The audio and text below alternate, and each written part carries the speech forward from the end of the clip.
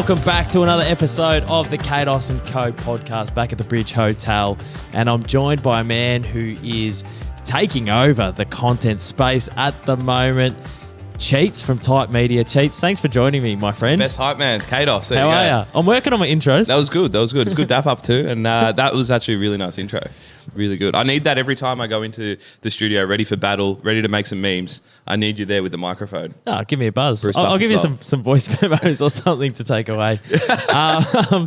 So obviously the footy season's just kicked off. How's it all looking for you? How are you travelling? Oh man, it is crazy. It comes at you like bang. Like opening round is kind of like the entree, and then you hit round one and every team plays, and then the expectation on content is probably what gets you. And you'd know this as well, where everyone's kind of like, they want to see highlights, they want to see content on every team, and if you miss one, you'll get a message, be like, where's the Showtime Schwannies edit?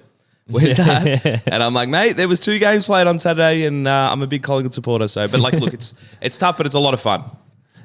This might be a bit of a cliche question to kick things off, but do you want to give full context of where TypeMedia started? Like, obviously, I'm keen to dive into almost the explosion across the last 18 months, but because, like, I like to survey the content space, the footy content space, and I feel like for me, I've seen TypeMedia for 5 or 6 years.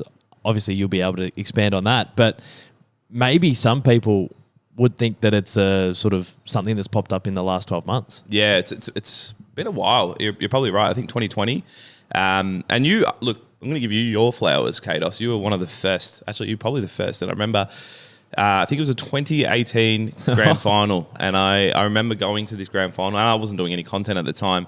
And I'm a big Collingwood supporter. And I try to forget this day. But I remember seeing you walk around the MCG. And I'm like, hey, there's that guy. And I remember looking at you like I was looking at like an AFL player. And I'm like, that's when I realized. I'm like, this dude is him. So you were one of the first people. I remember coming across your YouTube and you're doing all these challenges, and it was very cool. It was like the first in Australia. But yeah, back to your question. In 2020 when COVID hit, I started. We all played like J grade cricket, very similar to how you boys play Resi's football. And it's funny how community sports, when you're just playing with your mates, you're just like inspired to make this kind of content. So I had a mate who played football, never played cricket in his life, but it was a good way of mingling. So I'm like, this guy is hilarious playing cricket. And I need to document all the shit that's going on. And I just create, and his alias, because he was a teacher, was Paul Type. So Paul Type, shout out to you there. And I created this thing called TypeMedia, and it was a Twitter page initially where I was just documenting all the stupid shit he was saying. And all our friends loved it. And then I went a little further because I loved editing, and I was a part of this Supercoach group, and Paul Type was also in this Supercoach group. And the banter and meme videos that I would make on each coach that was in this group would go through TypeMedia, and it became this Facebook page, and it had like 50 followers. And I was like, yes, everyone loves this. Yeah. And then I go, hang on a minute, because COVID, you had a lot of time. You'd spend way too much time on something, and I was just so fixated on creating these edits. I'm like, nah, let's just, like, footy was on, and we were lucky to have the footy on, and I was like, you know what, let's make some footy edits. While everyone was playing COD and going nuts, in 2020 I started making them, and I didn't really use too much, I didn't use my laptop as much apart from motion tracking. A lot of it was done through my phone, but I just started to understand the fundamentals of like socials and like basic editing, and knowing, hey, as soon as a siren went, you need to get something out. And then the followers started coming through, and then you find a community. You know, there's people that are on Simpsons AFL pages, and they're like, this is great, I'm going to share this here. And then one thing leads to another, and then 2021 hits, and I know this is kind of long-winded a little bit, but then the Demons, that was a great season for content creators coming through as well. I remember that season. That was a great year. So there's one video, and I owe Christian Petrarca this, I reckon. There was one video when Christian Petrarca obviously tore the grand final apart, and he celebrated. He's like, we did it, baby! Woo! He remember when he said that? Yeah. When he got his medal? And it wasn't anything flash, but I just remember seeing that and just going, it's Homer when he comes running in. We did it, baby! Woo! And I did that. I just meshed it, and it was like the most simple thing to do. Yeah. But because all the D supporters were just loving it, it was like track had a massive game. It blew up, and I think half the D's boys shared it. Wow. And then that led to an opportunity to make this a full-time thing where I worked for Sportsbet. They gave me a job And I'm like, I don't even know if I want to do this. And then I was glad I did. And yeah, I worked there for about 4 years while still doing type. And now I've gone full solo on type. Nah, I love that. And we love long-winded here. This is what it's all about. That was very long. No, that was great. The book's coming out, don't worry. Yeah. So did you have like an editing background, or did you pick that up while you were doing the poll type stuff on Twitter? No, so before that, me and my mate, back when we were like, 18, 19, 20, we ran this music page. And wow. It was our way of trying to be cool. So it was like Triple J Unearthed, and we wanted to just show any up and coming artist to be like, yo, look at this guy, K Tronada, amazing DJ before he was kind of big. And then that got a lot of traction. We're like, how do we stand out rather than, because we weren't great writers. I did ESL, so my English wasn't the best. But one thing we were good at was just making really cool visuals and using Photoshop and doing some funny stuff. So we did that. We got it up to like 5,000 followers, but we realized our passion is music. Yeah. It was just something we did to tell people to sound cool. So to some people that may or may not know, so what's prevalent in the type media content is the pop culture references. Obviously, there's a lot of Seinfeld, there's a lot of Simpsons. Pretty much every pop culture reference, there's like a footy gag attached. Have you always, like, how do you bank those quotes and those memes? Like, is it just from watching The Simpsons growing up and you somehow connect a Christian Petrarca interview to that? Like, how does your brain work where you can connect it? It's so funny. I just called up for brunch with my brother, who's 6 years older than me. And the conversation, like, we had our partners there as well. And then we'd sometimes just talk in references. Yeah. Which is a bit wild. And then we realized we're like, this isn't normal. Like, he'd be quoting Entourage, which we used to watch. So I think this comes down to our childhood. I think we used to spend our school holidays and whatnot just like binge watching. And like The Simpsons, shout out Foxtel, Optus back in the day. Yeah. They used to have like 6 hours of The Simpsons and then into wrestling. And I think we just grew up on a lot of television, which is not healthy. But here I am today. And then I've been able to like bank these. And I think what I've realized is as I've gotten older, I've got to find an efficient way, because I still remember a lot of these things. But now, you can save Instagram stories. There's things that trigger your memory and you go, all right, that's great. Let me save that into a folder. And Jacob Gaynor, he does this as well. You have to use folders. Otherwise, you can't just rely on your brain all the time. So do you almost have like an archive of stuff? Yeah, I've got ready to go. I've got heaps. And the trouble is reusing some of these, because quite often, I know, there's one that comes to my head. It's like, call an ambulance, but not for me. Yeah. It's like anytime a comeback happens, it's like always thinking about using that. But I'm like, at some point, people are going to be like, oh man, you can't do it, but it always works. Yeah. It always works. I think what I've realized is I'm the most harshest critic when it comes to this, because I'm aware of all the content I post. But then externally looking in, someone's like, man, you post a gazillion videos. I'll forget that. Yeah. So it's funny, but yeah, I have to create a folder just so I know, I've got all these. I can't keep going back to the same thing. So do you try and stay up to date with pop culture, or is this just stuff that you watched growing up? Like, how do you keep your finger on the pulse with all the movies, all the TV shows? Or is there like a little shortcut or cheat code? Because cheat code. when I was sorry.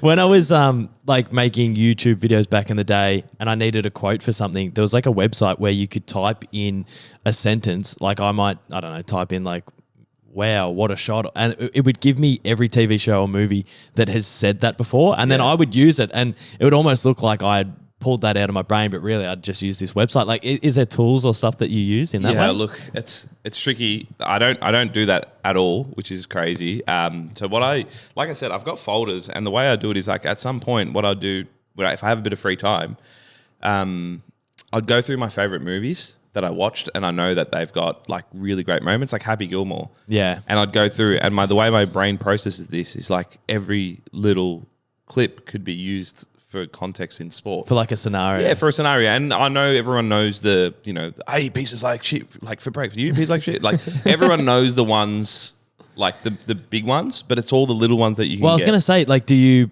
grab the big ones, or are you just sifting through the whole movie because like the nicher, the better? I think I've found a really good way of just, if I'm watching it, because sometimes I'll have things in the background, Like, that's great. Harness the good energy, the bad energy. Like, yeah, feel the flow, happy. But like I wouldn't just put the movie on and be like, need to look through this. Sometimes I would just have this moment where I do this thing called educational scrolling.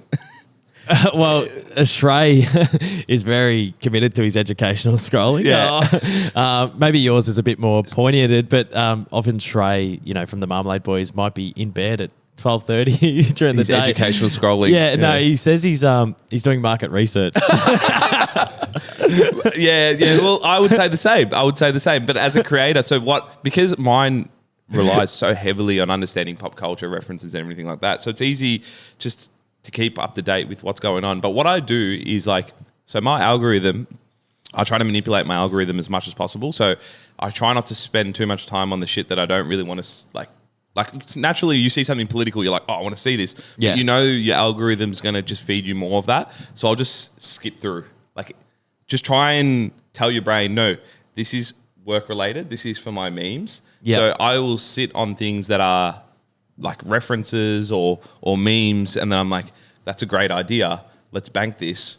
Or that scene from that movie, awesome. I don't know the context now, but when I look through my save folders before a Essendon Hawthorn game, go bang, perfect. Because that's how I set up, and people go, how are you so quick with everything? I love the footy anyway, and I watch it, and now I've got to the point where my mates all come over and we all watch it together, because the hardest part was just like not being able to socialise, because that's the biggest part of watching sport. True. Now all my mates come over, they're so supportive, and we just like have a blast, and I still get to make the content. So what would happen is like an hour or half an hour before, I would just kind of like sit through, and this is when I'm like locked into a game. I'd go, yep, great. I saw this scene from the wrestling. This could work. Zach Merritt's playing now. Okay, this could work. So you kind of go, these are the ones that could work, and then you have it laid out, and if it all works well, you're like, perfect, the edit's there, people are going to go, oh my God, how did he do that so quickly? If not, you can pivot, but you've got like a bank of things that could work for this game. So in that preparation, which I think people might find that's like crazy to think of, but would you do like a full edit before a game? Like, would you do like this is what happens, this is what I'll put out if Essendon lose, this is what happens if they win? Or is it just about organising, as you said, your folders to know where you could grab from and you could quickly turn it around live? You could never... So one thing I learned is like back in the day, I used to make pre-make things. It would be like Ken Hinkley dancing and stuff. It's not back in the day, and people love that. People love that because they're like, oh my God, Ken Hinkley dancing. But then like it's evolved so much to the point where like anyone can do that. Now with AI, you can watch yourself as Michael Jackson running around doing the moonwalk. But yeah, like so...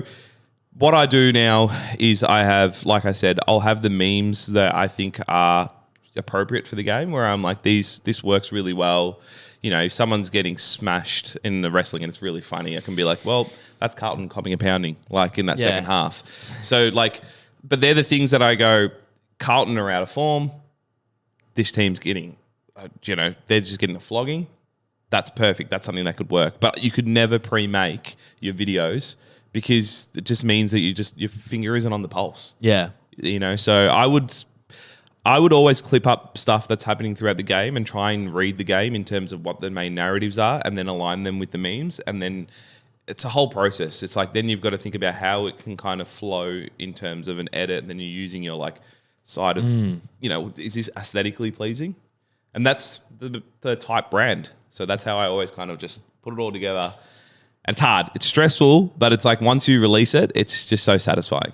I've seen you on the go as well. I've seen the laptop at the MCG. So, to be honest, I couldn't. The internet was terrible. I was using my shitty laptop, and I was like, we had Sway Lee. Yeah. Look, who's Sway? you had a mouse on your lap, like I don't know. It was an on the go type job. No, it was very impressive. Commitment to the craft. I actually got nothing out of that day apart from sending a message to my mate being like, hey, these are the timestamps. Do you mind just clipping it up for me? Because I have such good friends that are like super supportive of what I do. And if I say, hey, I'm going out, you home? And they're like very savvy. They don't watch footy too much, but they'll be like, hey, these are the timestamps. Can you pick these up because I might want to use this? Like, sure. And then I get home and it's like there for me rather than me searching that, it helps a lot. It goes a long way. No, that's super handy. You did one across the weekend, which I thought was awesome. Obviously, the days of secure Jai Cully, and he was this. I knew you'd love this. Yeah, he was a reject from West Coast. Yeah. That's not how I describe you, Jai. we love Like you, Jai. I love you, Jai, but like literally they tossed him out, and we only just picked him up at the start of last season. Like he wasn't meant to be on the list, but until Andy Moniz Wakefield went down with an ACL and we had to reopen the SSP. So he only just got on the list last year, played some good footy in the back half of the year for us. And then he's had this hell of a preseason where I've been messaging Connor Rogers going, like, he's being talked about. I've sent Rod so many messages going, what is Jai Cully? What is he? Because he's meant to be this contested bull, but he's also really aerial. And I've said, I'm like, people are describing him like the way his preseason's been described is like Fife-like, but I think he'll be more of like a B grader potentially that contributes, like a George Hewitt, like not that type of player, but that level. Like George Hewitt. Yeah, well, you know how George Hewitt's just there every week for you. Yeah, you need these players. You need these players. Like I was messaging Rog going, he's spoken about like Fifey, but I reckon we'll just get like a serviceable role player. Anyway, when he was taking those hangers, I'm like, oh my God, it looks like Fife. But I didn't even have the reference of the headband and the sleeves. So how did that one come about? You're watching the footy on a Sunday? Watching the footy with my mates, and I go... Jai Cully sitting on heads. I just saw his mark where he came from the side, and the style of play, and I think the commentators mentioned his height, and I thought, to compare someone to Fife is crazy because Fife is one of one. Yeah. Right? But then I'm like, headband, arm sleeve. Yeah. Like kind of just got that like strut as well, a little bit of that. And I'm like, I said this to the boys. I said, this is Teamy Fife. But then I'm like, that's a bit disrespectful. I don't want to say that. Yeah. So I think I settled that marketplace Fife. But like, I think Jai, it's funny because like, I think when players come in, everyone's just like, you're either a superstar or you're a bust. I think he's one of those guys that can sit in the middle and have big moments in big games. And that's so hard to find. But it's crazy to find someone, like I feel like his ceiling, from what we've heard, like from his improvement across the last 18 months, he could be like... How old is he? 22. Oh, mate, that's gold. I think Look at Jai Newcomb. Yeah, Look at Jai Newcomb, yeah. But it's crazy to think that of Jai Cully because if you're getting tossed out of West Coast, like it doesn't appear like there would be much hope. Is he a WA boy? No, he was from Dandenong. Maybe there was issues with him being homesick. Maybe like that. Well, he got drafted and he had the big dreadies and he just looked like a larrikin and a half. And then he did his ACL. I think he kicked a goal with his first kick and then he did his ACL. And then, I don't know, 19, 20 over in Perth, not playing for 18 months, it probably... Yeah, it takes it out of you. I think that maturity, like when you're an athlete, maturity comes at a different rate. And like, I look at Jai Newcomb, he was a mid-season pickup and I'm like, how did teams not like get this guy? Yeah. And he's like a premium midfielder. I'd say he's an A-grader. Yeah. Or like close to. I tipped him for the Brownlow. Yeah. But I mean, he'll come into his own. He needs help in that Hawthorn midfield, but that's another story. I think Jai Cully, look at these Jais mid-season pickups, Jai Sarong, awesome. Yeah, he's been great and maturing at his own rate. What's with these Jais? Keep an eye out for them. But yeah, I think Jai Cully is the one. You know what the AFL need? The AFL need a most improved. Yeah, that'd be great. They need a most improved. Well, award.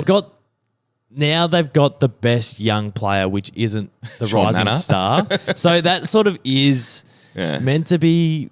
Yeah, but he's like older than Clayton Oliver and he won best young player ridiculous. last year. Yeah. So who's the West Coast player that was in and under on the weekend? 25. That was Milan. Yeah. So he's probably my hot tip for best young player at the moment. Yeah. Forget Jagger Smith. Yeah. Well, so you mentioned just before Sway Lee. I haven't spoken about this on the pod, and this pod's going out tomorrow. So I want to break down meeting Sway Lee with the audience and with yourself. I'm full unk mode in this story. I can see where this is going. Yeah. Well, maybe I'll pat myself on the back. But you're a Seinfeld guy. You're a Simpsons guy. I'm a pop culture and celebrity guy. You're a muso, man. I grew up like I loved One Direction, loved Harry Styles, loved all the pop stars. We're the same age too, which is why it's... I was addicted to keeping up with the Kardashians. So if you have any sort of trivia on the Jenners or the Kardashians... Well, you were a big Bieber man. Big Bieber man. I came late into Bieber. I didn't really like his stuff so much when he came out, but then like towards the back end I liked. Yeah, I think he got cooler towards the back end, but I was there for the... You were there from the start. I was there for the One Less Lonely Girls and Eeny, Meeny, Miny, Mo Lover. And so we're in the box. We were there with Supercoach. Willie Taylor was there, and all of a sudden, our manager, who has a lot of connections, Steph, she's she so connected throughout the industry. She was up the back with a couple of PR publicists having a wine, and she just pops down halfway through the third quarter and goes, "Oh, guys, do you want to meet Sway Lee?" And I just went. You lit up. Yeah, I went. Yeah. What are you talking about? Like, what is happening? It's like you heard the name Russell Robertson. You're like, oh my God, Sway Lee, Russell Robertson. And what was quite funny is because I know that majority of people in that box would know the work of Sway Lee, but it wasn't a name that many people knew. So I stood up and I was almost doing the sell for Sway Lee. I'm like, Sunflower with Post Malone, Unforgettable with French Montana, No Flex. So until you said that, I didn't know. So you know what my reaction was when she said Sway Lee? I looked over to my mate, I'm like, is he Asian?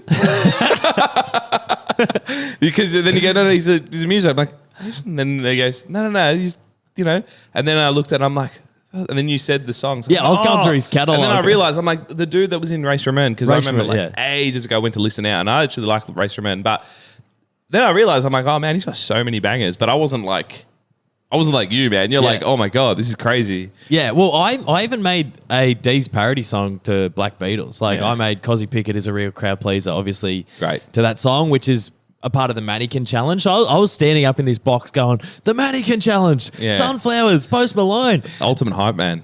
Anyway, Steph was like, he's busy right now, but we might bring him in here. Yeah. So then we sat there for half an hour in the box watching Collingwood and St Kilda. I was stressed. I'm a Collingwood supporter, if anyone doesn't know. I was stressed. It was a close game. Yeah, it was a close contest. And I turned to Will Taylor like 40 minutes later and made a joke. I was like, I remember that time we were going to meet Sway Lee and we didn't. Because I sort of thought that it was this rush of blood that we were going to meet him.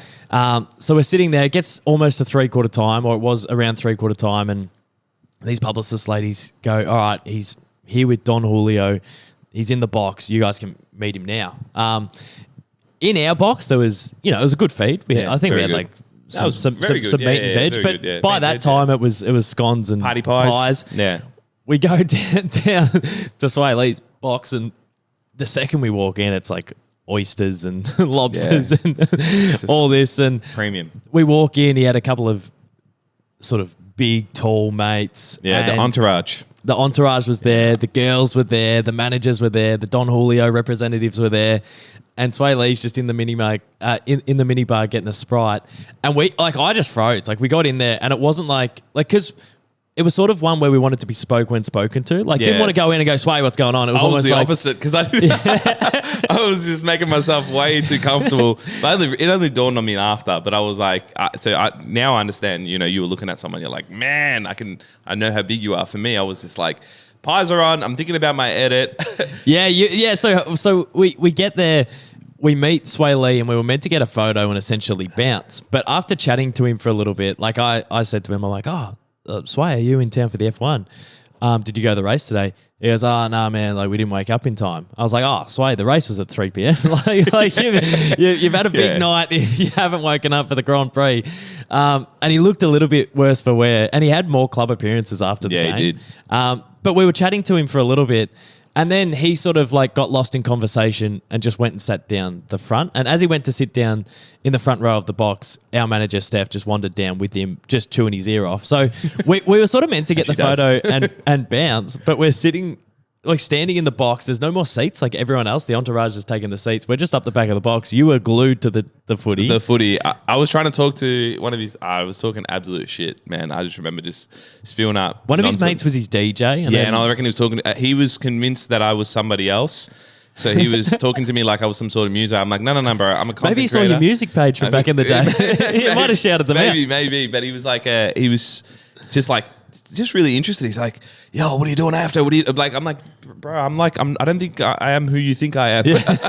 I'm just interested in this Collingwood game. But it was nice, but he was also, I think he was just really wired too. Had a few drinks. Yeah. And then So then while we're standing up the back of the box, I sort of thought the photo opportunity had gone because he'd sat down the front. He's chatting to Steph, our manager, and then all of a sudden we look up on the screen in the box, and Steph and Sway Lee are on the telecast right in front of us. And I just start pissing myself, and I can see sort of Tails' hip and your pants on screen, and I'm looking up going, what the fuck? They're on TV right now. This is crazy. And then you ducked down and you got in the shot. I think I yelled at it. I forgot where I was, and this is the thing. It was hilarious, and I didn't realize how everyone was just like.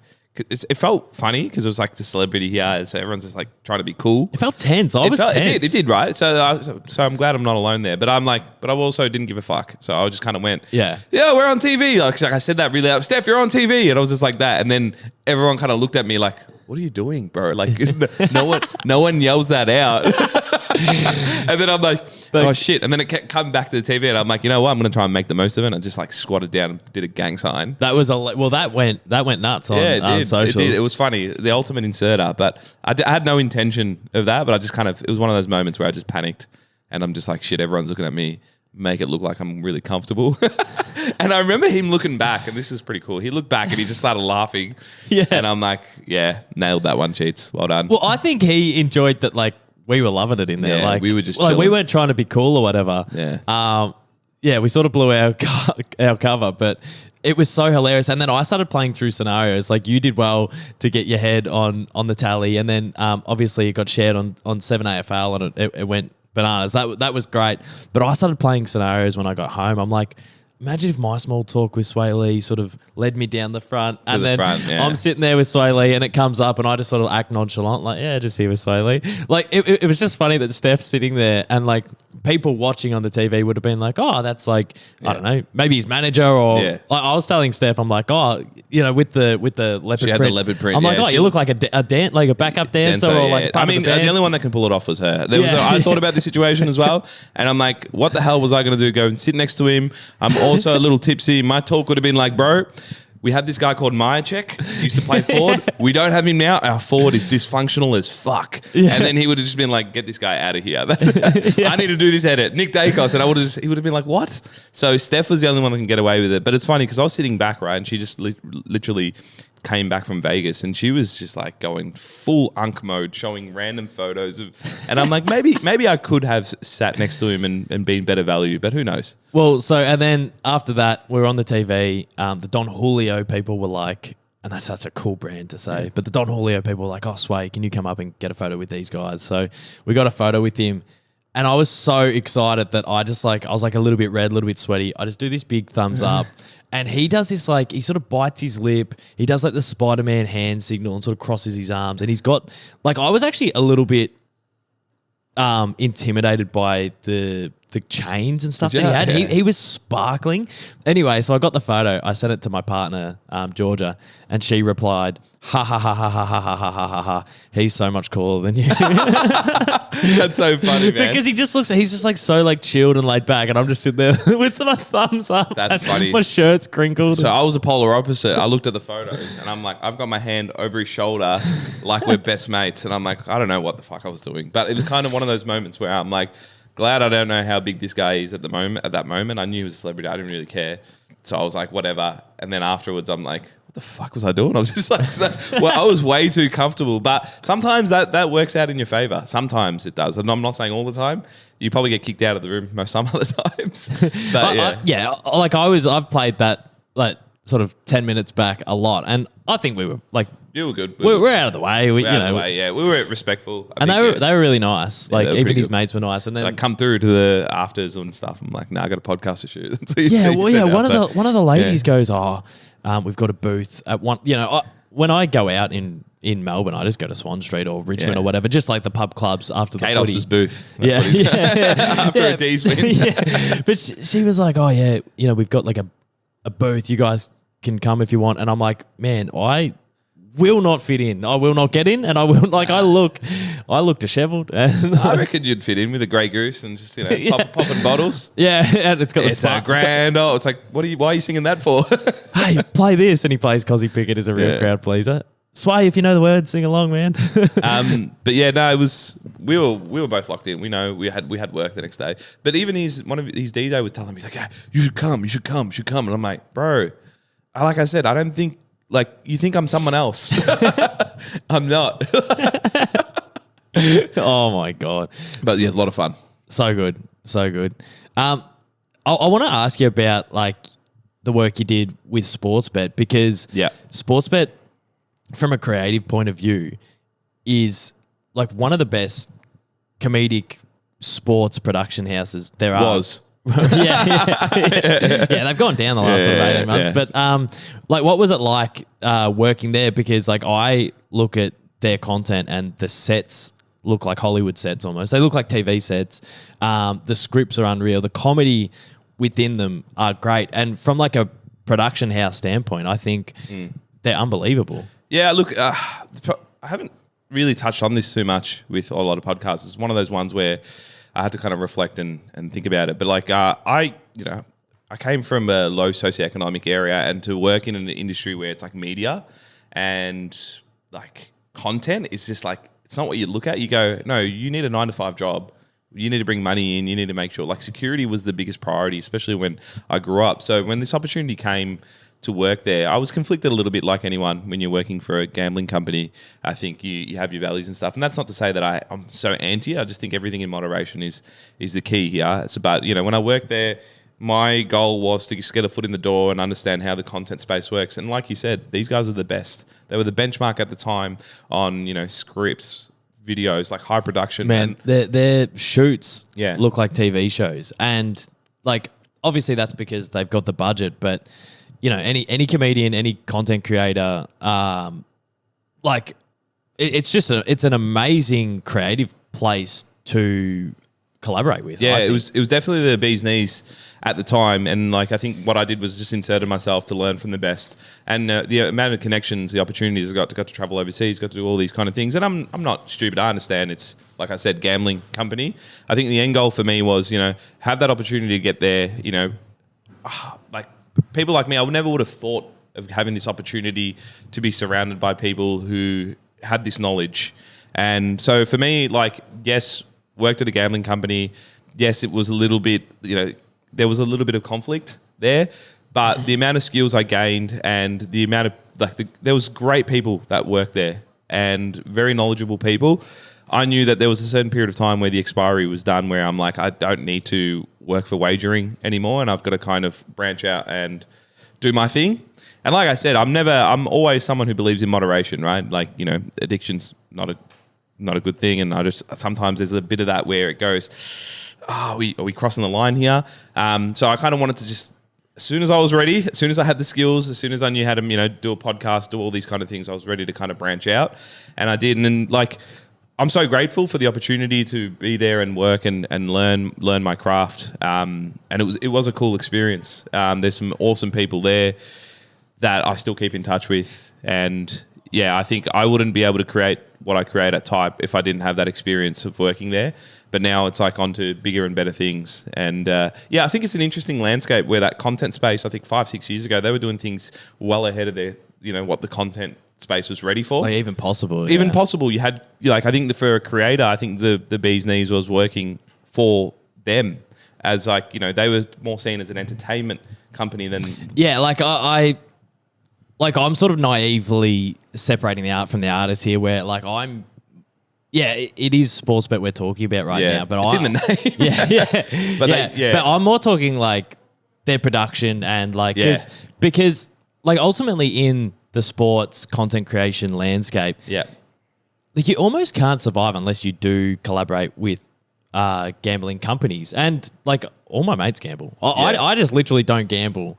And it would feel weird, like pumping up a multi when I actually have no idea how to put one on. Like I obviously have put a couple on in my life, but I think I had no money working, washing dishes, and then I put a couple of multis on and they lost, and I was bad at it. I've always been bad at Supercoach, tipping, and gambling, and because I had no money, I'm like, oh man, the $10 or $20 could have gone to Lammy's on a Mario Kart or two. So that's fair enough. So I've never really gotten into it, but from a like content production side, like there's a lot of talented people that work there.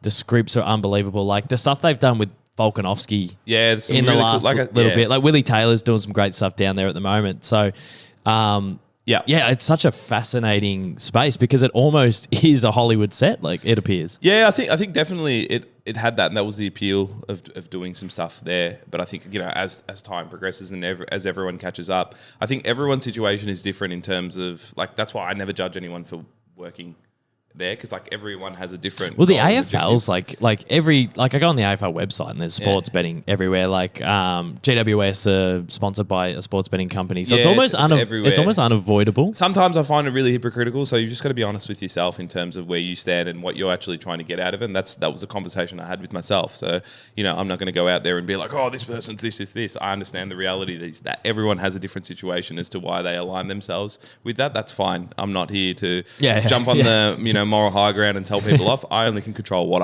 how I feel and what I do. But yeah, back to the point, you know, Sportsbet was seen as this like massive, you know, entertainment company. And then I think after a time, I think the content space has just caught up to the point where creators don't need gambling as much anymore. Actually, I wouldn't say they don't need it at all. Like, well, a lot of people have become independent in the last 18 months. Like, it probably wasn't possible for many 3 or 4 years ago. It wasn't. And I felt like the bee's knees was working for one of these companies and just like, you know, just blowing up. That was the end goal. As a content creator, you'd be like, yep, work for an Asian company, and then, you know, that pays your bills, right? But now it's like you can go out on your own. You don't really need that. And then people can build. This is the crazy thing, right? We're doing this podcast right now. You don't need tens of thousands of dollars for the budget to create good content anymore, and people realize that. Yeah. So they go, yep, I can do this on my own, and there's more advertising budget elsewhere where, like, and that's the reason why I kind of, you know, obviously, you know, want to go spread my wings and do things differently, is they're like, you know, there's other ways to do it. And I also back my skills in my editing, and, you know, like I said, I learned so much script writing and being able to build a podcast studio and everything like that. So I'm like, I back myself to go out and do these things without that anymore. So, but like, yeah, back to your point, man, it was a crazy experience. And it was just a very cool learning experience as well in terms of just learning the craft. If you're happy to chat a little bit more about it, you went overseas and went on some cool trips. So what was that like? I guess like camaraderie with your Flanners types. You're overseas. You're watching the cricket. It's a babysitter for Flanners. We love Flanners. He's great. What were some of the trips like? It was just definitely one of the highlights is just like going to, you know, global sporting events. But like people always think, oh, you know, you get to experience these, but there's a lot of pressure with content, especially content at these events. Well, I find like, you know, whenever I've been to a gather round or I've done like years ago, myself and my mate Cookson did 5 games in 5 days for the AFL. I actually like died at the end of those because I was so stressed. Like we get home from the night games and I'm trying to digest all the footage and like I'm thinking about what we're filming tomorrow. So like, and I know a lot of people who are laying bricks probably listen to this going, shut the fuck up, mate. Yeah. You're at gather round. It's a different level and you're getting paid, but like it isn't just you go and put your feet up and sip beers at the pool. Yeah. It is work, but it's just such a fascinating place to work. You've got to always respect people that got to go in there and there's a level of craft and you have to be organised, ready to go. I remember there was nights, you know, you'd be up till like 4 a.m. and it wasn't just like, you know, drinking booze and just partying along. It was literally like you're on an edit. I was always like a frontline worker in terms of, I always say frontline worker. So like when I initially started, I wasn't just talent on screen, but that's where I wanted to get to. But I wanted to cut my teeth, be a really good editor, know how to work a camera. I wanted to do these things. Yeah. So I was the one they're like, Cheets, and we need to get this done. And I would always be working with another guy who'd be a videographer. But so I'd be up till like 3, 4 a.m. cutting my teeth doing that. Now, Flanners, on the other hand, not to say that Flanners doesn't work very hard, but Flanners was a talent. He was blessed with some amazing acting skills, and on camera he was great. So he probably didn't have the stress of, you know, staying up that late and everything like that. His stress came from just making sure he delivered those lines and everything. Being on screen.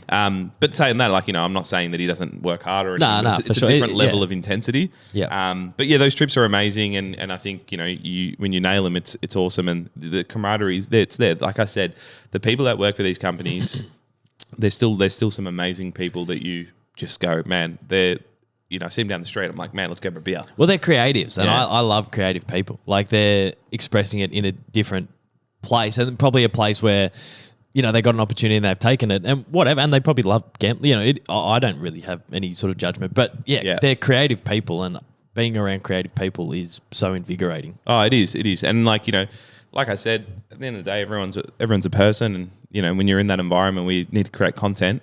I mean, when you create content where it's just like very funny, that's unique, you've nailed it. That's so satisfying, and you do it with a team. Yeah.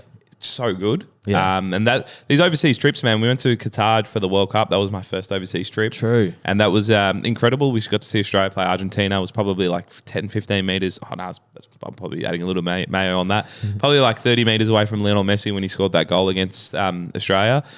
That was crazy. We almost equalised very late. Very late. That was a dream run. That was an awesome experience too, just to go and see that. And then obviously went to India for the Border Gavaskar Trophy, and that's when I got the opportunity to meet Travi through the connections of the guys I worked with. Yep. And then we hit it off, and then that led to other things where, was doing some edits for him, and then we built a really cool like friendship. Ashes over there when Benny Stokes almost stole that in the Bairstow incident. Far out. You've been to some amazing... I've got videos on my phone where I look at it and I'm like literally still get chills. Where they're like, you imagine it like this. I put myself as an English supporter when Stokes was going mental after the Bairstow incident. Now, we have our own view on that, and I agree with it, but it's funny because all those guys at the stadium, like everyone thinks, oh, it was just old dudes with hats. No, that was just one section of Lords. The whole crowd was just cheering for Stokes to bring it home because they felt like they were cheated. Yeah. And imagine in Australia, like you turn it around. Imagine the whole MCG just going, we need to, like I said, excuse my French, we need to fucking show these cunts what we're made of. And that's what the Aussies would do. And then he was hitting 6 after 6 after 6. And it was incredible. As like a sports fan, I'm like, this is... Like, I can't even explain this. I've got goosebumps, and I don't even go for him. Like, we're witnessing history here. But as an Australian fan, you're just like, get out. Yeah. You're making me nervous. Yeah. But that was probably one of the greatest experiences of my life, like in terms of sport, just seeing events like that. There was a book in primary school that I used to read, and it was this sports book. And this Specky McGee? Nah, this is nicher than Specky McGee. But this kid would go to a library, read a page of like a historic sporting event, and he would be there. Like it would like time travel him. And you talking about all those, I'm like, was this book written about you? It feels like you've just time traveled to all these. Like I said, always just be like grateful for the opportunities, and like, this is exactly the reason why I battle with this thing where it's like, I work for Sportsbet, where it's like that conflict is there. But like, man, I got some great opportunities. I am where I am now because of that, and I'm very appreciative. And like, the people that I've met, like the Flanners of the world, Hammy, there's some awesome people that I've met, and they're great people, and they're great creators too. So I'm always and will always be grateful for that. Nah, that's awesome. Yeah, those experiences looked unbelievable. How are you finding it being full time with content? I think you've sort of done it for about a year, maybe a little bit more than that. Obviously, the stresses are different, the pressure's different, but it's also you're waking up and doing what you love 24/7. So have you sort of found that? We're in it together, baby. Here we go. Here we go. Content creators. I think that the hardest part is when you like, and there's a little bit of an insight when I there was a penny drop moment when I was working, and I remember I just had a meeting, and I just said, like in my head, I was just like, I can't do this. I can't work full time for this anymore because it's just not me. Yep. And I made that decision then and there, which is quite stupid. I'm like, I think this isn't for me. And I politely just kind of resigned. And there is a lot of like... What was like jumping off the ledge there? What was that like? Were you like, oh, I'm going to be able to make content creation work? Or were you just like leaping, just going, holy shit, I've got no idea what's happening? I think what happens is when you have a lot of belief in your skills that you've attained. So I knew that I could edit. I knew I could do all these things, and I knew I wanted to jump in front of camera. And then my value, sometimes you feel the satisfaction of when you do it for yourself, there's no better satisfaction. And I knew that I was working like crazy, and I probably felt like a little undervalued a little bit, but that was at the time. So I was like, you know what? I back myself to do this on my own. Yeah. Now I don't know where this like how the pathway looks, and I remember making that decision, going home, just like lying down in my studio. I mean, like just bought a house and everything. I was just like made this financial decision to be in debt, and I was just like, all right, where do we go from here? And I was literally just in my head. And like at that time, you just have to survive. Yeah. And you put your ego to the side and you're like, okay, I'm ready to work my ass off. This is how it looks. You back yourself in, but I think the biggest thing you would back yourself in for is the amount of work you put in. And I know you do that as well. And people don't see that behind closed doors, is the amount of work you put in for $0 is what shapes you. Yeah. To a position to make money at the end. People think, oh, I need to be paid for everything. It doesn't work like that. Yeah, I would get paid for one of 20 pieces of content that I make. And that's just a reality a little bit. Like reality. I guess the YouTube ticks over a little bit, but it's crazy. Like 6 years ago, the YouTube was like 90% of what I was living off. And now it's almost like 30% of what I'm living off. So it's just flipped. Yeah. But it's a crazy world where like you do a lot for free, hoping that it's an apprenticeship, right? Like kind of like an apprenticeship where The one thing that I get frustrated by at times is because you were saying there like you knew you could work hard, but what frustrates me is like people say control what you can control. Like in this industry, like what can you focus on? And myself and yourself, you can focus on waking up tomorrow, being really honest with your work, rocking up, doing the job, and working really hard and getting the content out. But that doesn't necessarily in this industry guarantee anything. And that's been messing with me a little bit is like I'll be a little bit burnt out and I'll be a little bit flat and uninspired and even like just riding the wave financially as you do in a creative industry. And some mates might go, oh mate, you got to get more out or you got to work harder. And I go, I don't think I could possibly like working harder doesn't guarantee more money comes in. So it becomes this like weird head fuck where it's like, all right, I've worked pretty hard. Like I've got, across the last 2 weeks, I've got two long form videos. I've got, 10 pieces of short form content. I've got podcast out. Like I'm sort of ticking every box, but that doesn't guarantee any money comes in necessarily. So it's this weird one where like, it's almost the bit of advice that I hate hearing is, oh, you got to work harder. And I go, well, that's not a thing. Like work smarter maybe, or work in but don't tell me to work harder. Yeah. Working hard it's very, I feel like it's subjective. I think you can work hard, but it's not working smarter. But I always found now as I've, gone out on my own is like, just trying to work out what the ROI is on each thing, and then that's different, right? Not everything can be financially measured. Like there's edits that I do after games. I make no money or anything of it. There's no commercial sponsorships, obviously can't, but then like there's nothing there that I do that purely for the love of the game. So from a like definitely love of the game, but from a business sense, is that to keep the momentum on the channel? So then it's to build that community so people know what Type is about. So like it's more so, I always say this, if you do too many brand deals, you just become a billboard. Yeah. And like you need a community for people to be like, this is what this guy's about. He loves his football. He loves his pop culture references. He's just a fun dude that has a lot of joy in doing this. And honestly, that's the thing where I'm like, everyone's like, you should scale this because you're not making anything from it. You're putting a lot of time in. But I'm like, I enjoy doing this. Yeah. And I'm like, it might not be for everyone, but the joy that I get out of creating an edit and like, letting it fly on Insta and people going, fuck, this is great, and sharing it with their friends, that's enough for me. Yeah. And then that's the stuff that I like to keep because that is the Type brand. And that's just, I guess the same way with you. And, what got you to that point was, doing these challenges, doing all this fun stuff. And you're like, you really enjoyed that. Yeah. If someone said, and I'm like, I'm sure you want to be paid for doing all those things because, you put so much time and effort into it. But if someone said, nah, you'll never get paid, but you don't have to worry about like money, you're obviously going to continue to keep doing it. Yeah. Because you love it. It's the same with me with these edits and like the type of footy content I do is because it's just purely love and also that's what made the page. Yeah. No, that's awesome. Yeah. Has there been like challenges of going full time? Anything that's like caught you by surprise or like challenges that, you didn't foresee? I think it's just like consistency is big because, are you a footy page or are you a cricket page? Or you what is it? What's going on here? And then trying to be like, okay, this is, you map out the year and then you go, this is what I'm going to do. And then... Are you a footy page? I think I'm a Australian sports. I try to stick into Australian sports, but it's a one-man operation here and I've got one of my really good mates, Brian, doing a lot of stuff as well, helping me with like videoing, like which has allowed me to be more in front of camera.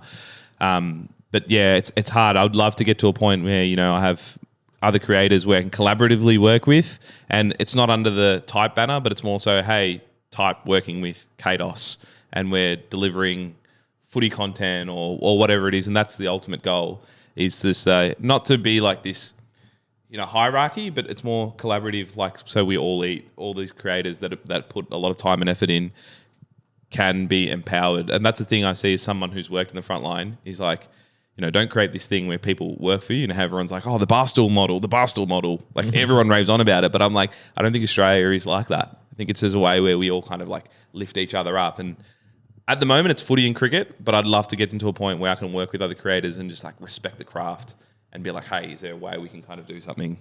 Because it does. I always find sports narratives, they all overlap. Like, you know, I've been watching a lot of league lately, and I've just seen Storm, and I'm like, man, there's so much crossover in terms of narrative with, you know, footy, because like that's where I started. And same with cricket, I've noticed that. And what do you mean by that? Nah, just like the narrative's been like the hero coming out. This is like, you know, against all odds, the comebacks, proving people wrong, like all this, like everything that we're so used to seeing in TV shows, movies, whatever it is. It's like wrestling. True. This all crosses over to other codes. Well, that's why we love sport. Like, exactly. Like you see sometimes online, people will be like, "Oh, I don't understand sport. How can you get into it?" Yeah. But I think sport is reality TV. Like I think it's 6 months of reality TV, except like you're watching the storyline unfold and you don't know how it's going to, and we don't, like, no one knows how it's going to unfold. We don't know that the ball's going to bounce this way, which means Carlton win, which means they're on the precipice of top 8 and they're about to kick out. You know, like those storylines that end up coming down to a Dom Sheed kick, and you can don't remind me. Yeah, true. Sorry about that. I love that you went there. But you can trace back like that one kick to like a million fascinating storylines, and it's real. Like, it's not contrived. It's not made up. It's not the sports bet awesome creatives writing the script. Like, this is real life, and like, but it also reflects what TV shows are and what movies are. Exactly. It's like, at the end of the day, it's a human psychology, right? And this is what we're interested in. So when people just say these athletes just need to play, it's not, that doesn't work. Like, yes, we love the sport and the pure passion for the sport will always be there. But to grow the game, there needs to be like, we need to buy into what's happening, the narrative. Okay, Voss is under pressure. I want to see what he's going to say in the presser. I want to see how he responds, because like the psyche is that this is another human being in a high pressure situation. There's stuff there. I don't want him to give me cliches. I want Jack Inovan to be Jack Inovan, because you know what? You might like him, I hate him, but at the end of the day, it's put bums on seats, and that's how we kind of sell this beautiful game. How have you felt with, obviously, the page, especially in the last 12 months, it's just gone crazy. Like, I don't know if this is the biggest growth you've had across your career of doing TypeMedia, but has that brought, well, one, like, how do you feel about that? Obviously, you're receiving the fruits of your hard labor, but then also, like, I like touching on like the anxiety or like the pressure. Like, how's it been like the last 18 months? I think working for myself, the best thing that's happened, and then like this growing, because you can invest all your time into it. Have you been shocked by like the explosion? Yeah, I think so. But I always tell people around me is like, I'm glad it happened now, not 5 to 6 years ago, because you have a better grasp on who you are. And like, you know, I've always said this is like, it's so easy in the content space to have this main character energy and feel like, you know, this like a little bit self-absorbed. I think it's almost like a trait. Like, 100%. You know what I mean? Well, because sometimes, like, I almost spent 5 years, I'm trying to delegate the editing to get over this. But I look back and I go, Cados, I've just, you know, third person myself, which is probably self-absorbed. but that's fine. But I go, Cados, Dossie Mac, you've sat in your house and filmed yourself. Yeah. You've then edited yourself.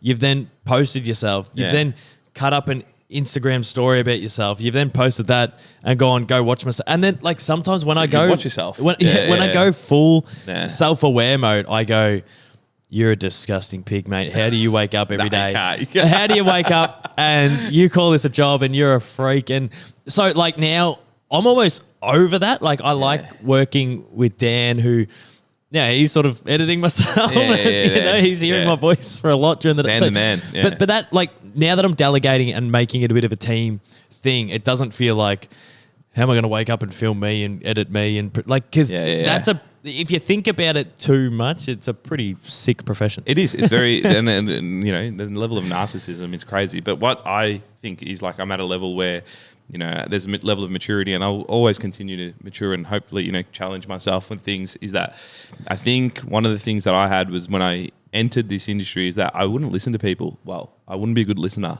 and like an active listener. If someone gave you like tidbits, not in that sense, but just like asking how people's lives are going. It's like and I'm not saying this is for everyone, but I can understand how this industry can kind of breed that because, like you said, you're always looking at yourself. Yeah. So I would find that, I wasn't probably being the best partner, I wasn't being the best friend, I wasn't being that, and just feeling like, it's everyone's there to fulfill what I'm trying to get to. And it's like, I think having that reflection to be like, oh no, like there's like so many people live great lives and do so many cool things. Yeah. And it's like, just separate what I do and how I am as a friend and how I am. And it's crazy. I think now because of that age and we're like I said, we've been around the industry for a while. Like we go, yeah, you can have that self-awareness to be like, what I do is different to someone else doesn't make it any better or any more like important. So, and having that reflection has allowed me to actually create better content because at the end of the day, I'm listening to people, I'm actively engaged in what other people are doing. And yeah, it's been awesome. That's such a cool observation and like self-aware reflection to have. And yeah, I had similar, like I think you've got traits that a creative person has where like I'm super interest driven, you're super interest driven. So I don't mind when you and I go to a cafe and I go, oh, so this is what my content's doing. And you go, oh, this is what my content's doing. And then I go, oh, well, I've had that issue. And you go, I've had that issue. Like, and we don't ask each other a question. We just sort of compare like where we're at. And I love those conversations because I never want to be a nosy person going, so how much are you making? What are you doing? And what's going like? So I'm like self-aware that like asking questions can sometimes be daunting. But then on the flip side of that, because I enjoy those conversations, like, yeah, there was a little while where I would go to parties in Geelong and see my friends and they would come up and talk to me about me. And I don't like asking other people's questions because I don't want to, sound nosy. And I actually feel a lot safer talking about myself because I can be self-deprecating and there's nothing they can ask me that they can, like, they'll never put their foot in it, but I'm scared I'll put my foot in it when I ask questions. So I'm more comfortable sort of holding court and calling myself a dickhead and just chatting about what I'm up to. So there would be parties when, years ago when it first started to kick off where I would go and just talk about myself. And then like that had to be like a thing where I actively had to, as you've sort of just identified, get yourself out of that, challenge that, and then not be sort of like not condescending, not be sort of wishy-washy. Like you can't go in and just, I'm going to ask 3 questions so then we can go back to talking about me. It's like you actually have to be engaged and have interest in it.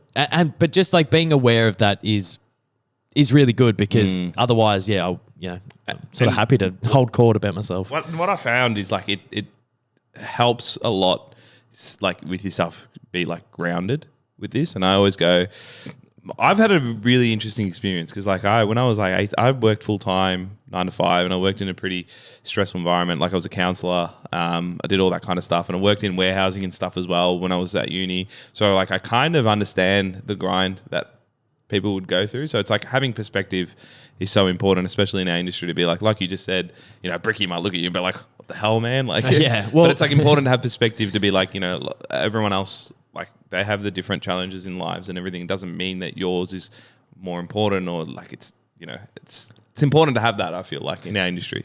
Well, I've mentioned this on the pod before, but I have mates who became teachers and mates who became like police or like first responders or whatever. And I would sit there going, Jesus, like in terms of contributing to society, these people are raising the future. But then like those mates would get work regionally and, they were working their way up through their careers and they would message me and say, hey mate, like I chuck your pod on. And this is, I'm getting 150 plays, an episode or whatever at the time. And they'd say, oh, like I love listening to your pod on the way to work. Like keep it going. That's awesome. And then I'd think to myself, well, fuck, if they're contributing society and they're the teachers. There's other like people that like need that release. Yeah, and that's true. Throughout time, there always has been entertainment. Of course. And I feel like I can contribute to society in an entertaining way. And like on one hand, this feels really selfish, but it's hard for me to put myself out there from like an anxiety standpoint. So on the flip side, it's like, yeah, you're a selfish prick filming and whatever. But then if you flip it, it's like I'm sort of like putting myself in an uncomfortable situation to entertain people and put it out. Vulnerable. It's almost selfless. Yeah. I know. I totally get what you're saying. And it's like, yeah, you're putting yourself out there like open and you're doing that. And then, you say if someone else is going to get that entertainment out of that, then you're actually doing a bit. Well, that's how I've had to like reframe it in a way where it's like, oh, well, yeah, like people are getting entertainment out of it, getting a bit of a release. 100%. That's how I feel with my footy edits and everything like that, is to be like, okay, I'm allowing people a little bit of an outlet here to enjoy it. And that's why I always stick to things where I'm like, I don't want to be too negative with, like, I will call, if someone's missing shots on goal and whatnot, yes, I'll call it how it is, but I don't want to get into the point where I'm like just potting players. Like, that's not my thing. Yeah. And I know that's easy engagement for people, but I don't want to do that, man. People already have a lot of negativity enough as it is. If I was to do something about someone's skill or something, I'd probably make it a little bit funny. But I always focus on this, where I'm like, if I do make content, I want to ask you this as well. If you make content about someone, are you comfortable enough if you see them across the street to say hello to them and have that like solid relationship? Every time I post something, I always want to make sure I tick that off. And do you feel the same? Obviously, as a big D's, man, you're not going to be... There's plenty of opportunities to pot the team. Well, I was a big, I'll stand by my club. I like to frame myself as like a supporter. And I like to frame myself in a way where I don't... Like, you might see selection one week and someone who should be playing isn't playing. And as a supporter, you go, are you guys dumb? He should be in. But then you don't know that in and around the club, like...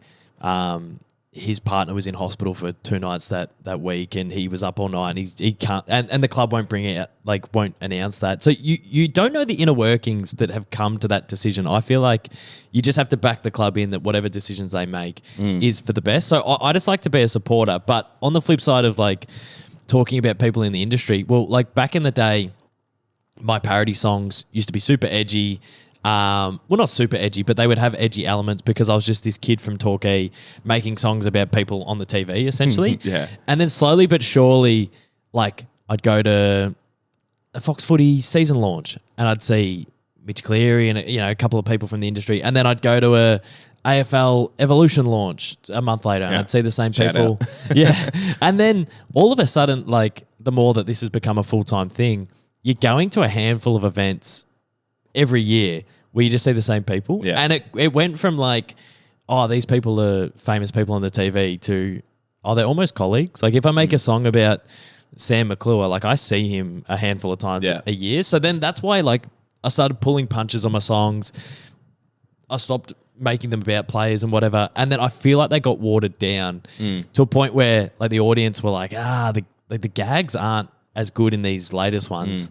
I felt like a bit of a drop off with the views. So end of last year, the D's had sacked Goody, gotten rid of Track and Oliver. And I'm like, this is a once in a lifetime opportunity where 2 of the greatest players of your club's history are getting chewed up and spat out in one trade period.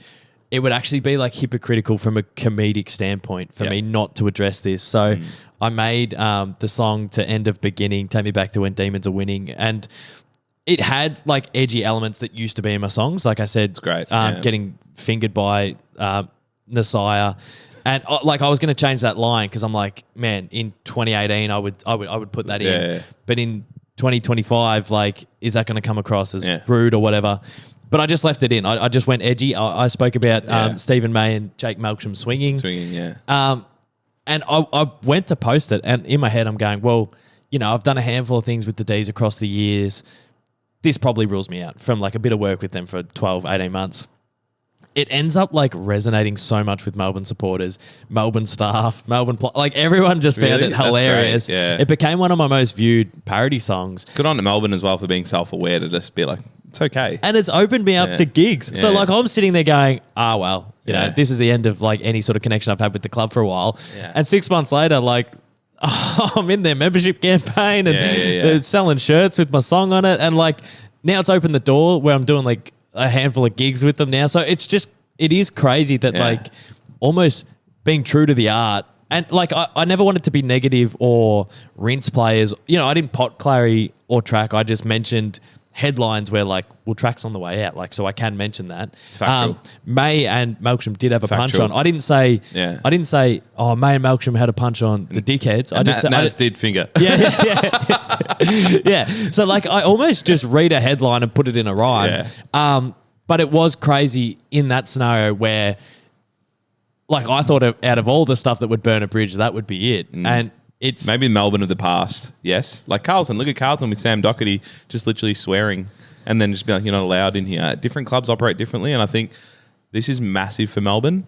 how good has their last 4 months been? Huge, man. on Just the way they socials? did that. So I don't know what's going on there. Well, they didn't hire anyone. It's the same staff. They just have a license now. It's incredible. And you know that when it still gets me, and I wrote a comment on that when he goes, that's Mark Jamar when Max Gihorn. And I'm like, I think when clubs decide to take this approach to be like, yep, it wasn't great. We're not like necessarily saying we're losers. We're saying we understand this. Well- we're going to have a laugh about it because at the end of the day, it's just footy, but we're going to strive to be better and have fun.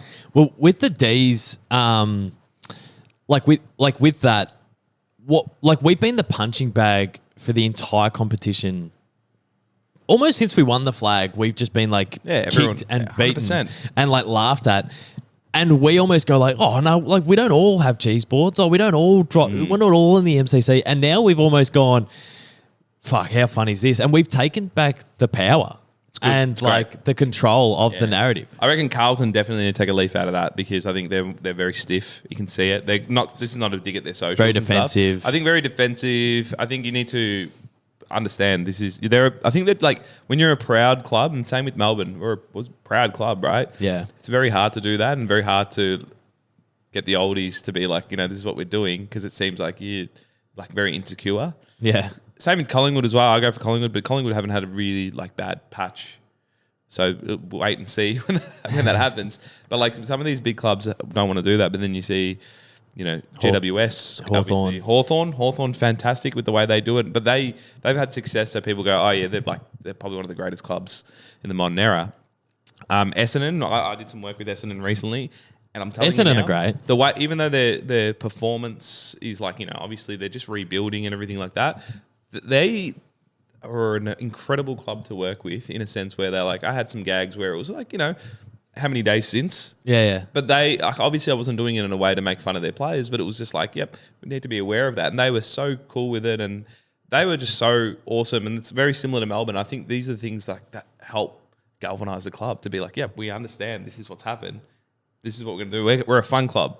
Yeah. And I think that's cool. I think I'm really excited for Melbourne supporters. Like, it's funny because you're like, oh, who cares? They won a flag 5 years ago. But it's like, you've gone through the shit. Oh man. my God. Like, yeah. So it's now you're getting some exciting footy. Like that was game of the round. And I'm looking forward to actually watching Melbourne games now. When like clubs attempt the memes, like talk about being unk mode and whatnot. Some clubs do it in like a beautiful way, but yeah, there's sometimes I'll scroll my feed and I'll be like, oh, this is a TypeMedia video, and it's not. And then you can just tell it does feel like a sort of grandfather having a crack at reaching the kids. I know what you mean, but like I know the D's page did the Latrell one recently, and I did that one pre-season. It's like, where's Latrell? On the dance floor? But the one thing I noticed as I've gotten older is that you do not own a meme.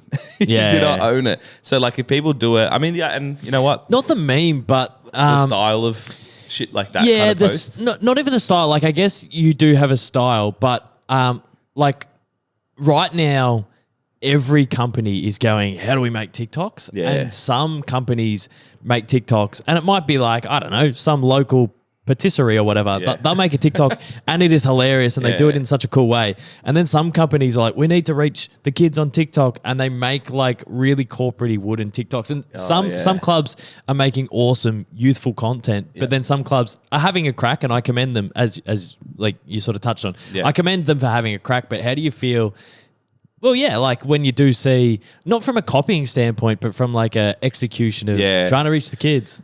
Yeah, so you know what? I feel like as a society, we're really good at sniffing it out when it's just like, oh, this is trying too hard. Yeah. Like I've seen that a fair few times, but I feel like AFL clubs this year, more so than like years gone before, they're better at doing it. They feel like they've got more feel for, okay, does this feel natural? Yeah. Because like in years past, you know, and this is probably going back way too far, and this was just more of an ad. Remember when the Saints singing? Oh, when the Saints.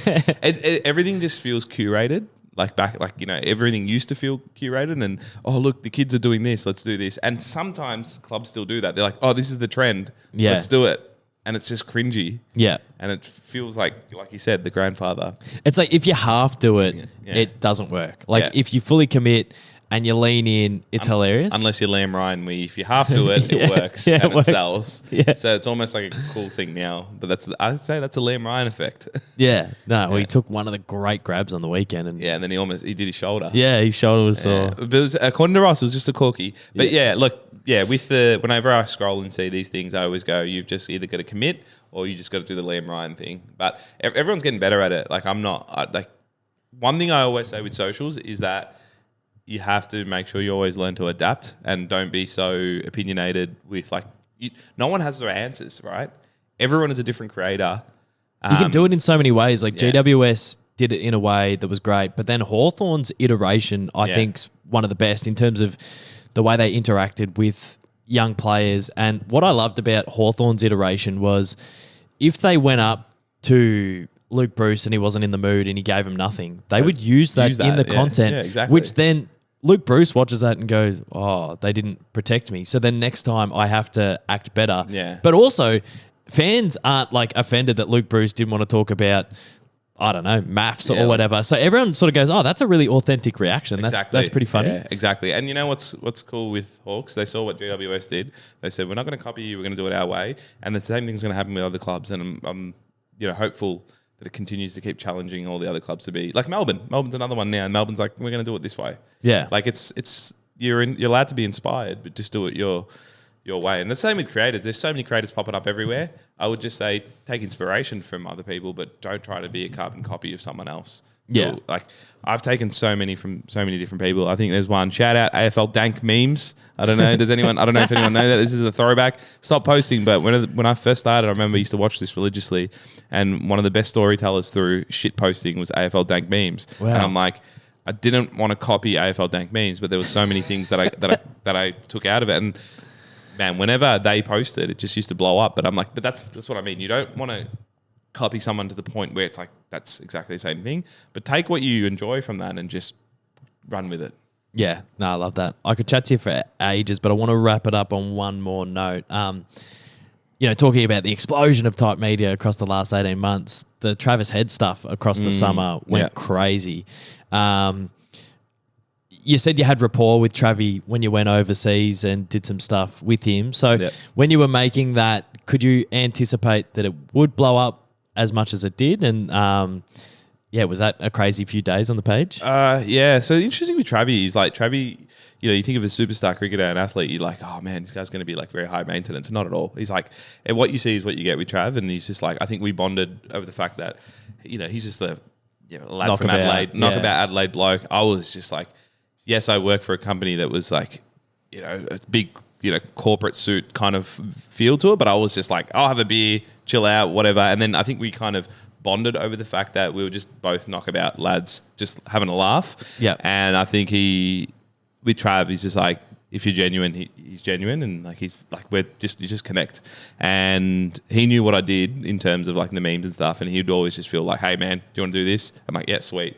And it's like, I think it's just respect. I think any advice I'd give to anyone that's looking to work with athletes or like, athletes with profiles is like, be yourself and be really respectful of that space. I think don't overstep that mark. Because some people will get an opportunity and they they'll see it as an opportunity to, like I'll see young kids might go to training or whatever and they'll get the player for an interview and they'll say something where the player's the punchline of the joke. Yeah, it's and, not good. And the player's standing there going like, one, they're already defensive about the media. And I Yeah. know that like a kid interviewing them for their TikTok isn't necessarily the media, but like the media rip them down all the time. So they're already defensive over that. So, when we go to media days, I like to make sure it's super easy, it's super casual for them, and they're never uncomfortable. Yeah. There's nothing worse than when they like tense up a little bit and you're like, Oh, no. for sure. And that's how I'm like, one thing I learned from the Travi experience is like, no one's like, you can't try to pretend to be someone else, and you can't try to be like, don't ask for too much. Just be whatever it is. And if you vibe with them, it's sick. That's awesome. But like, don't try too hard. But then when you get an opportunity to work with them, just build that rapport. But like, don't feel entitled that they owe you something or anything like that. So like, yeah, Travi, that worked out so well. And then, obviously he had the massive summer. I was creating content, and then he's like, let's do this thing. And he had enough trust in me to do this. And he's like, yeah, man, like whatever you need, let me know. And I'm like, I don't need to be like, Travi owes me this or anything like that. It's just like we just have a good relationship. I'm not going to go out there and say we're best mates or anything like that. You heard it first. I'm going to clip it up. We are. No. He's such a good lad, and I don't think he would listen. Maybe he might listen to this. Who knows? Maybe. I highly doubt it. We got to get a beer soon. So I think it's overdue for a beer in Adelaide. So was that the most viewed thing you've put out? I think it was in terms of a campaign wise, like the Ron Ball stuff, like during this summer. That's what got. But my followers. that one, the World Cup video, right? Nah, the one this summer. That went ballistic. That had like 100,000 likes in like a day or something. Yep, that had about 7 million views on Instagram. Yeah, I'm Dan's just looking at me like, yeah. And then it got weird. It got taken down. Then I saw all these other pages post it, not taken down. Still had those posts had 1 million views. So it would have been crazy to see how much it would have actually picked up. I still don't know why. Fair enough, though. It was very inconsistent with the way they were working through the copyright Cricket's stuff. really tight. Yeah. It's funny. Travi messaged me and he's like, mate, this is elite. It's so good. So it was wrestling. It was a combination of everything, but it was just it was a perfect example of capturing the moment, understanding the narrative here, because Australia were in the shit. There was a tough deck to bat on. He came out and it was like that real wrestling move, and then just like real I don't give a fuck attitude, taking on these English bowlers who were really smug and arrogant and winning. And I was able to get that out ready to go the moment Travi made 100. It was 5 minutes after Travi made 100. Wow. I was clipping. It was one of those moments where you were in I was in flow state. I was clipping it because I saw him come out and I'm like, this is the narrative. And I already love this guy. I love the way he plays, the way he goes about it. And I'm like, if Travi goes bananas here, I want to be the first person to create something. And it just went crazy. I think I got about 10,000 followers from it. Yeah, wow. And then, it got taken down. But I think I reposted it.